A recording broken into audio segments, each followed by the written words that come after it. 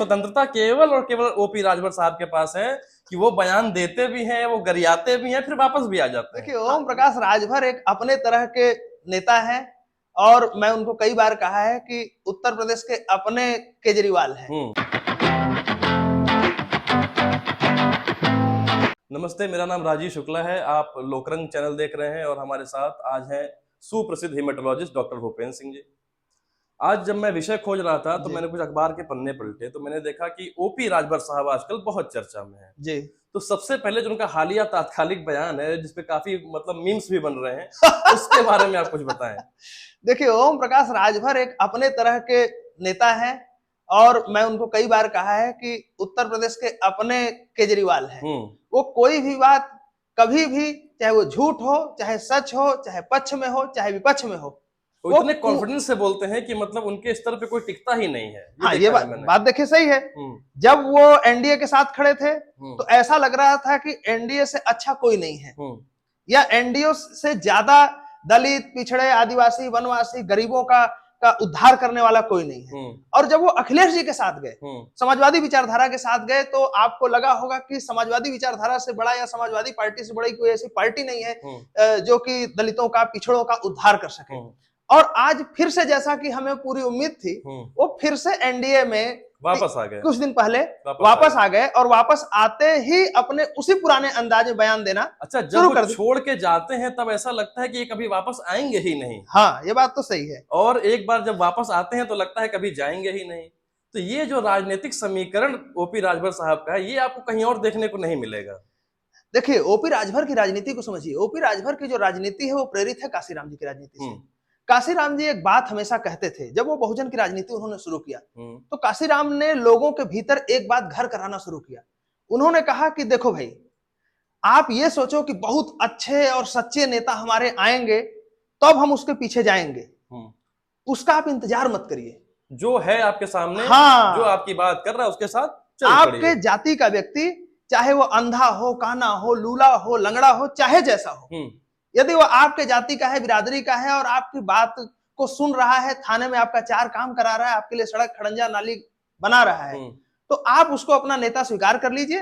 धीरे धीरे धीरे धीरे समय के साथ एक बात जो है, जो ओपी राजभर साहब में और काशीराम साहब में अलग है, वो ये है कि काशीराम साहब थोड़े से गंभीर व्यक्ति थे। मैं ओपी राजभर को जब देखता हूं तो मुझे लगता है कि ये राजनीतिक अखबार है। आपने इनसे बात की, किसी ने इनसे बात की और इन्होंने जाके उसको मीडिया में बता दिया। जैसे अभी देखा होगा वो अखिलेश यादव के बारे में कुछ बात कर रहे थे। हाँ, देखिए, अखिलेश यादव जी के बारे में जो ओम प्रकाश राजभर जी ने बात की है वो बड़ा इंटरेस्टिंग है। और यदि ये बात सत्य है, जैसा कि ओम प्रकाष राजभर कह रहे हैं कि अखिलेश यादव, किसी को यदि शक हो तो अखिलेश यादव को हमारे सामने बैठाइए और पूछ लीजिए। हालांकि वो ये बात जानते हैं कि अखिलेश यादव इनके सामने बैठेंगे क्यों, ठीक है, ये भी एक बात है। लेकिन हम ये मानते हैं कि यदि इसीलिए इनको यूपी का केजरीवाल कहा गया है, इसी चीज के लिए इसीलिए कहा गया। लेकिन केजरीवाल में एक बात तो है ना, केजरीवाल जीत तो रहा है या जिसके साथ जा रहा है उसके लिए फायदेमंद तो है। तो यूपी के केजरीवाल है तो अच्छाई में भी केजरीवाल है, बुराई में भी केजरीवाल है। तो जो ओम प्रकाश राजभर जी ने बात की, उन्होंने कहा कि जब वो विधानसभा का चुनाव हार गए, समाजवादी पार्टी के साथ जो गठबंधन इन्होंने किया हुआ था, तो ये अखिलेश यादव जी से मिलने गए और ये पूछने गए भाई जो हुआ बड़ा बुरा हुआ, चलिए कोई बात नहीं, चुनाव में सब होता रहता है और हम लोग जो है 2024 में जो लोकसभा का चुनाव आएगा उसमें हम लोग उसको लड़ेंगे। तो इन्होंने कहा, जब मैं अखिलेश जी के पास गया ये बात कहने के लिए, तो अखिलेश जी ने कहा कि ओम प्रकाश राजभर जी, तो बहुत अच्छा हुआ हम लोग चुनाव हार गए, वरना इतने हम लोग वादे कर डाले थे, इसको पूरा कैसे करते इसको पूरा कैसे कर पाए। ये देखिए बड़ी अद्भुत बात है।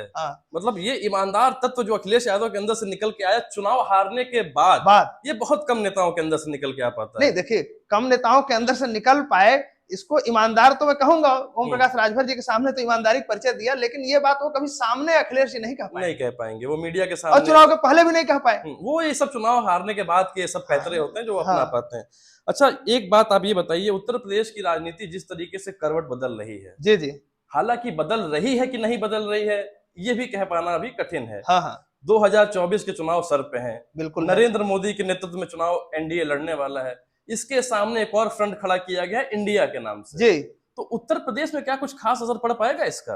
अब देखिए, गधे के ऊपर जो है आप पेंटिंग करके लिख दीजिए कि एक मजनू भाई वाला भाई वाली पेंटिंग तो गधे के ऊपर यदि आप पेंटिंग करके उसको कहिए कि एक घोड़ा है, तो परफॉर्मेंस, चलिए उसका नाम घोड़ा हो जाएगा, लोग कहेंगे देखो भाई घोड़ा जा रहा है, घोड़ा दौड़ रहा है, घोड़ा जो है लेके टहल रहे हैं, लेकिन वो घोड़े के चाल से दौड़ने थोड़ा लगेगा, नहीं दौड़ पाएगा, दौड़ तो नहीं पाएगा ना। गधा अल्टीमेटली गधा ही रहेगा, चाहे उसका नाम आप घोड़ा रख दीजिए, हाथी रख दीजिए, खच्चर रख दीजिए, अब कहिए नहीं उसका नाम हम डायनासोर रख देंगे। तो ये बताइए भारतीय राजनीति में आजकल इस तरीके के कितने गधे टहल रहे हैं, कुछ अंदाजा है आपको? 2, 4, 6 देखिए हम अब किसी को तो ये शब्द इस्तेमाल नहीं करेंगे, लेकिन राजनीतिक रूप से मूर्ख लोगों की एक जमात तो खड़ी ही है, और आप इसको कहिए कि पिता आश्रित जो पुत्र हैं इस समय वो हर जगह पर हैं। उत्तर प्रदेश में आप देखेंगे तो अखिलेश यादव जी हैं, जो मुलायम सिंह जी ने जो बोया है, जो मेहनत किया है, उसको काट रहे हैं आज। कब तक काट पाएंगे ये कहना मुश्किल है। अब तो फसल खत्म होती हुई दिखाई दे रही है, एक बार चुनाव हारे, दूसरी बार हारे, मतलब ये आदमी जितना चुनाव हारा है, जी जी, 12 का चुनाव ये अपने पिताजी की वजह से जीते, बिल्कुल, ये 17 का चुनाव हारे, ये 19 का चुनाव हारे, ये 22 चुनाव हारे।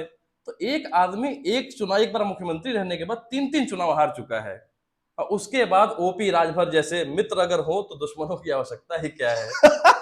अब देखिए मैं ये तो नहीं कहूंगा, लेकिन अभी जो स्थितियां बन रही हैं उत्तर प्रदेश में, और एक बात मैं और बताना चाह रहा हूं कि उत्तर प्रदेश में विधानसभा चुनाव में हमेशा भाजपा को, जब से जीत रही है भाजपा, 41%, 42%, 43% वोट मिलता है, लेकिन जब चुनाव लोकसभा का होता है तो 7% से 8% तक वोटों में बढ़ोतरी भारतीय जनता पार्टी वोटों में देखी जाती है।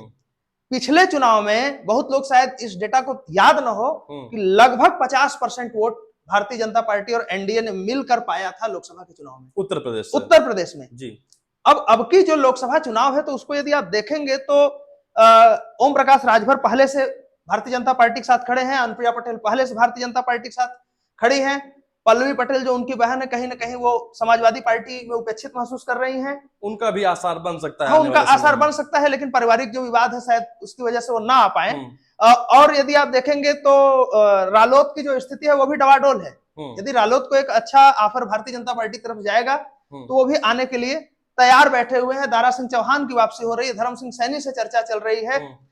अब बचे हैं इन बड़े नेताओं में केवल एक, और वो है स्वामी प्रसाद मौर्य जी। और अच्छा, मैं जैसे भारतीय राजनीति में एक बात कही जाती थी रामविलास पासवान जी के लिए कि हवा का रुख देख लेते हैं, और जैसे रामदास अठावले महाराष्ट्र में है जो संसद के अंदर कहते हैं कि कल आप सत्ता में थे तो हम आपके साथ थे, आप आज विपक्ष में हैं तो हम इधर बैठे हुए हैं। तो इन दोनों के होते हुए एक विपरीत छवि है स्वामी प्रसाद मौर्य की कि वो जहां जाते हैं वो पार्टी चुनाव हार जाती है।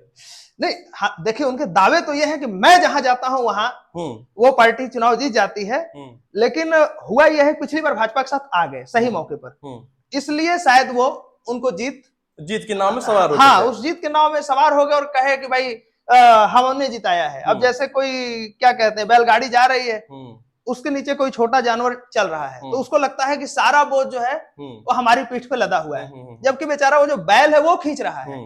तो वही हाल तमाम नेताओं का होता है, उनको लगता है ये जो जीत मिली है वो मेरे वजह से मिली है। तो स्वामी प्रसाद मौर्य जी को भी अब हम हो गया। अच्छा, उन्होंने अपने बेटी को भी सांसद बनाया, स्वयं कैबिनेट मंत्री बने, उनका बेटा भी चुनाव लड़ा। मुझे लगता है कि ये हरदोई के क्या नाम है इसका, उनके जो बेटे हैं उनको सेटल करने के लिए वो सारा प्रयास कर रहे हैं, लेकिन वो अपने बेटे को स्थापित नहीं कर पाएंगे क्योंकि उनके जो बेटे हैं वो अच्छे पॉलिटिशियन नहीं हैं, उनकी उतनी स्वीकारोक्ति भी नहीं है और लोगों के बीच उनके चेहरे को पहचाना भी नहीं जाता। इसलिए हमें लगता है कि चूंकि उन्होंने रामचरितमानस पे जो बयान दे दिया उसके बाद बढ़ चढ़ के कहा कि मैं नेवला हूं।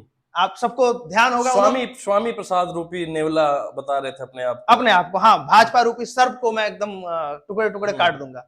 तो उन्होंने जो इतने बढ़ चढ़ के बयान दे दिए हैं, इसलिए उनको वापस आना बड़ा मुश्किल है।